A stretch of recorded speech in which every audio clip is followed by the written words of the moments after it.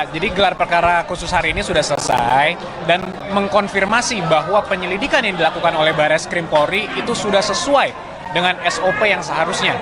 Jadi case close. Kita tidak melihat lagi ada chance bahwa mereka karena gini, tadi mereka tidak berhasil untuk menunjukkan di mana cacatnya penyelidikan Barreskrim. Mereka juga tidak berhasil untuk memberikan novum bukti baru. Ini ada bukti baru loh, bahwa ada dugaan ijazah palsu, sehingga mereka harus berhenti. Nah, ini yang harus paling penting di situ. Nah, selama ini kan mereka mendalilkan kepalsuan. Ijazahnya palsu, tapi mereka tidak pernah membuktikan kepalsuannya ada di mana. Padahal kan ini kebalik-balik gitu.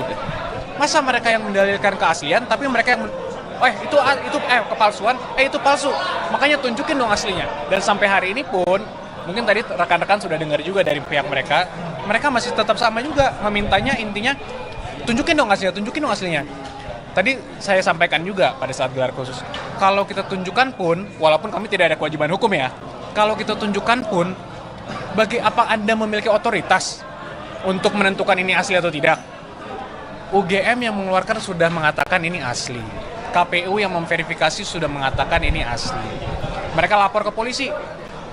Polisi juga sudah bilang ini asli, identik, tidak ada dugaan tindak pidana. Sekarang mereka minta lagi gelar, masih belum puas. Walaupun menurut kami, awalnya kami keberatan juga dengan ada gelar ini, karena kami tidak melihat esensi dan urgensinya. Cuman kami hormati tentunya sebagai warga negara yang taat hukum, Pak Jokowi juga memberikan kuasa kepada mereka hadir saja.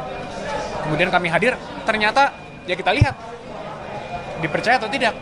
Harapan kami, gelar tadi yang cukup sangat clear, mengatakan bahwa tidak ada indikasi pelanggaran apapun, karena mereka tidak bisa membuktikan pelanggaran apapun dalam penyelidikan.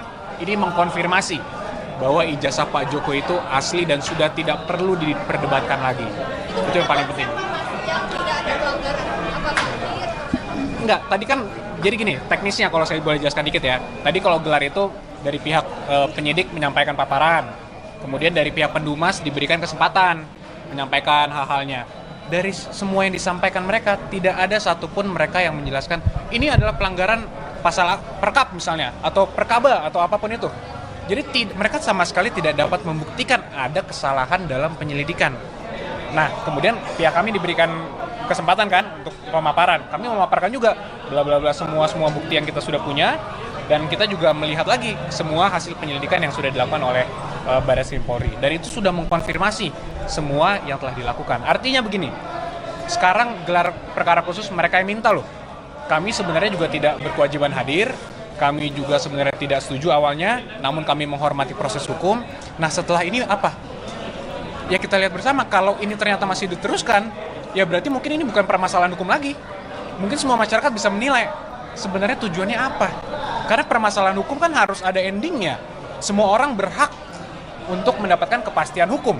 Selama ini kan dari pihak pendumas atau pelapor yang mendalilkan, ya ini kami dirugikan dan lain-lain, walaupun kami juga melihat tidak ada kerugian dari mereka dan mereka tidak bisa membuktikan dalilnya. Nah, sekarang tolong dong, kepentingan hukum hak asasi Pak Jokowi sebagai terlapor juga harus dilindungi.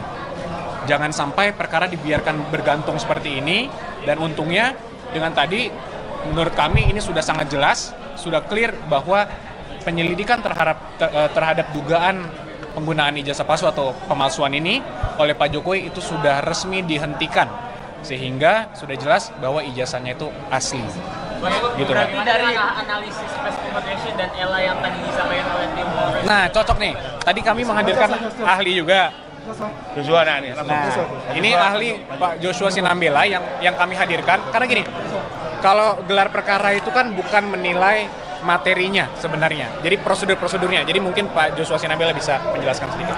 Iya, baik, saya jelaskan ya. Jadi sebagai ahli digital forensik ya, kita hanya berhak memeriksa dokumen-dokumen digital ya, bukan produk analog. Jadi karena ijazah ini adalah produk analog, makanya ahli digital forensik nggak ada hubungannya gitu ya. Nah, jadi apa yang dilakukan oleh analisis yang dilakukan oleh ahli dari pihak penuduh gitu ya, itu sama sekali tidak berdasar. Misalnya ELA ya, apa itu ELA? Error level analysis itu hanya bisa digunakan untuk mendeteksi tampering di file-file digital, ya, bukan ijazah fisik.